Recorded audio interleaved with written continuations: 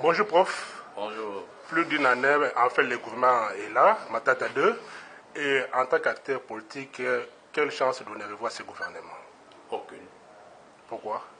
Aucune, parce que je constate que ce sont les mêmes acteurs qui ont été maintenus en grand nombre.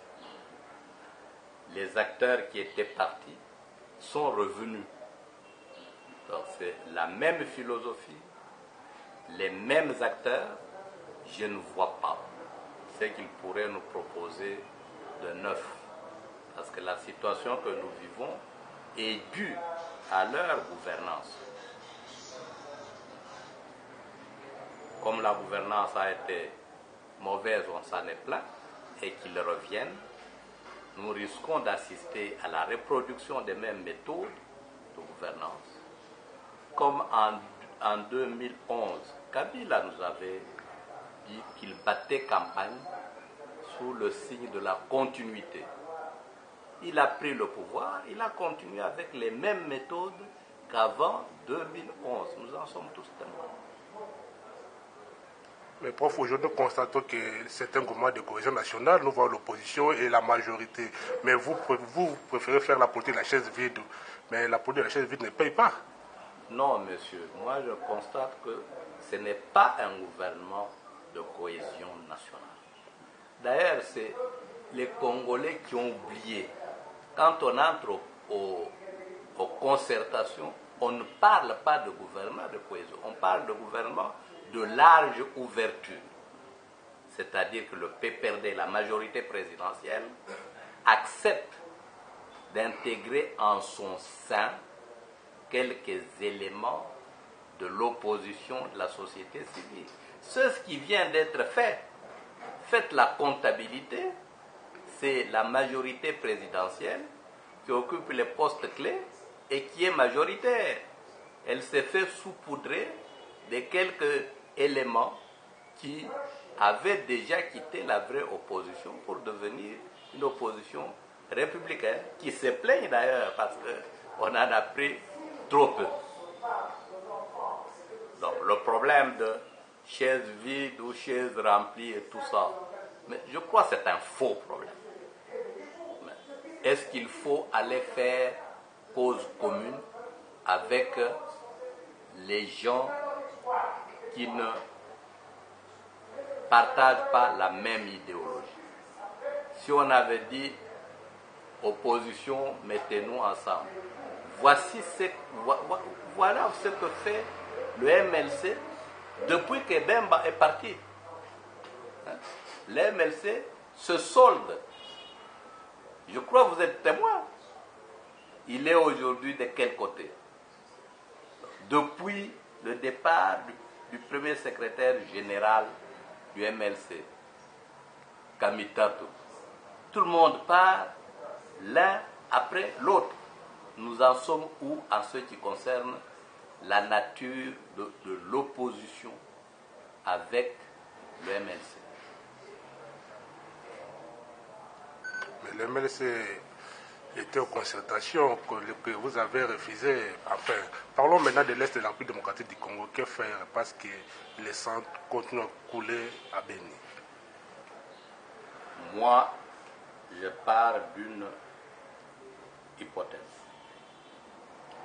Ce qui se passe à l'Est de la République relève d'une politique voulue sciemment, et que ce n'est pas la première fois.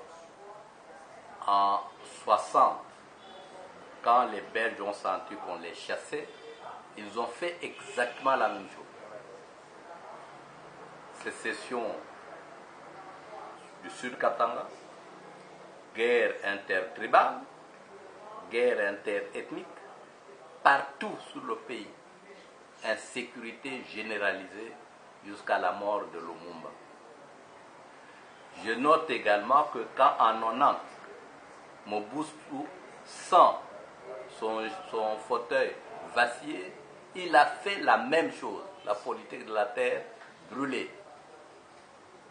Épuration ethnique, retour à la politique de la territoriale des originaires, tentative de guerre tribale interethnique. Aujourd'hui, nous parlons du départ de Joseph Kabila. Et ce à quoi nous assistons à l'Est me paraît obéir à la même logique, d'autant plus qu'en janvier 2010, Jeune Afrique et une autre ONG britannique nous avait prévenu que Kabila était justement sur les traces de Joseph Mobutu. Je ne peux pas comprendre que ces massacres continuent au moment où la MONUC a concentré le gros de ses troupes là-bas. Je ne peux pas comprendre que la MONUC qui est là-bas avec les FARDC donne un numéro vert. Et si vous êtes agressé, faites-nous signe. Lorsque les populations sont agressées, qu'ils appellent à ces numéros, ils sont tous fermés. Je ne peux pas comprendre que Kabila aille là-bas, promette de renforcer la sécurité et qu'il y ait recrudescence de cette sécurité, de cette insécurité après son départ. Je ne peux pas comprendre, au vu du rapport de la délégation parlementaire qui s'est rendue là-bas, qu'il y ait des officiers militaires qui interdisent à leurs subalternes d'intervenir quand il y a ces massacres, de les informer avec insistance quand ces massacres se passent. Ça m'a tout à fait l'air du voulu. Et qu'est-ce fait pour arrêter ces massacres? Mais il faut changer la tête qui entretient ces massacres. C'est-à-dire qu'il y a un complot au niveau du sommet ou comment? Selon vous qui le dites, est-ce que c'est la première fois qu'on parle de la trahison de l'armée congolaise? C'est la première fois. Vous êtes journaliste, vous avez des archives. Quand vous interviewez, vous mettez ça en archive. C'est la 40e fois qu'on parle de l'insécurité. Quand Mobutu est investi, son gouvernement est appelé gouvernement de mission. L'une des missions, c'était la sécurité. Mais on constate, au contraire, que depuis ce moment-là, il y a recrudescence de l'insécurité. Merci beaucoup, professeur.